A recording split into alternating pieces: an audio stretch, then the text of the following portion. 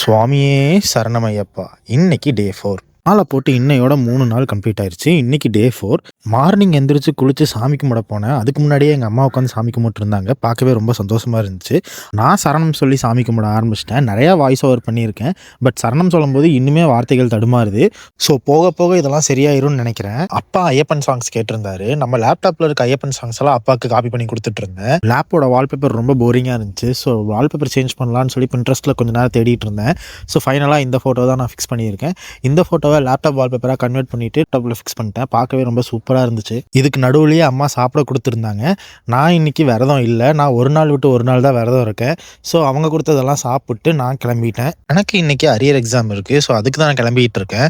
போறதுக்கு முன்னாடி அம்மா ஹாட் வாட்டர் குடுத்தாங்க. எனக்கு 2 நாளா சளியும் இருமலுமா இருக்கு. எக்ஸாமுக்கு தேவையானதெல்லாம் இருக்கான்னு செக் பண்ணிட்டு நான் அங்கேருந்து கிளம்பிட்டேன். நம்ம இன்னைக்கு தமிழ்நாடு காலேஜ் ஆஃப் இன்ஜினியரிங் தான் போறோம். போற வழியில என் ஃப்ரெண்டை கூப்பிட்டு ஒரு கடையில டீ சாப்பிட்டு நான் அங்கேருந்து கிளம்பிட்டோம். நான் எக்ஸாமுக்கு எதுவும் ப்ரிப்பேர் பண்ணல. ஸோ என் ஃப்ரெண்ட்ஸ் ஏதாவது ப்ரிப்பேர் பண்ணியிருந்தாங்கன்னா அவங்க கிட்ட கேட்டு தெரிஞ்சுக்கலான்னு போயிட்டேன். காலேஜுக்கு போனதும் என் ஃப்ரெண்ட்ஸ் எல்லாம் படிச்சுட்டு இருந்தாங்க. அவங்க கிட்ட என்ன கான்செப்ட்னு கேட்டு தெரிஞ்சுட்டு எக்ஸாம் ஹால்குள்ள போயிட்டேன். ஸோ ஒரு வழியா எக்ஸாமை முடிச்சிட்டேன். எக்ஸாம் வந்து ஓகேவா தான் பண்ணியிருக்கேன். பார்க்கலாம் என்ன ஆக போகுதுன்னு. அங்கிருந்து நேராக வந்த நாங்கள் ரயில்வே ஸ்டேஷனில் இருக்க டிராஃபிக்கில் மாட்டிக்கிட்டோங்க. டிராஃபிக்லேயே ரொம்ப நேரம் போயிருச்சு. ஸோ டிராஃபிக்கெல்லாம் தாண்டி வடவழியில் இருக்க காட்டு விநாயகர் கோயிலுக்கு தாங்க இப்போ நம்ம வந்திருக்கோம். அங்கே இருக்க ஐயப்ப சாமி கிட்ட கொஞ்சம் நேரம் உட்காந்து பிரார்த்தனை பண்ணிட்டு அங்கிருந்து கிளம்பிட்டேங்க. நேராக வீட்டுக்கு வந்துட்டு குளிச்சுட்டு சரணகோஷம் சொல்கிற போயிட்டேங்க.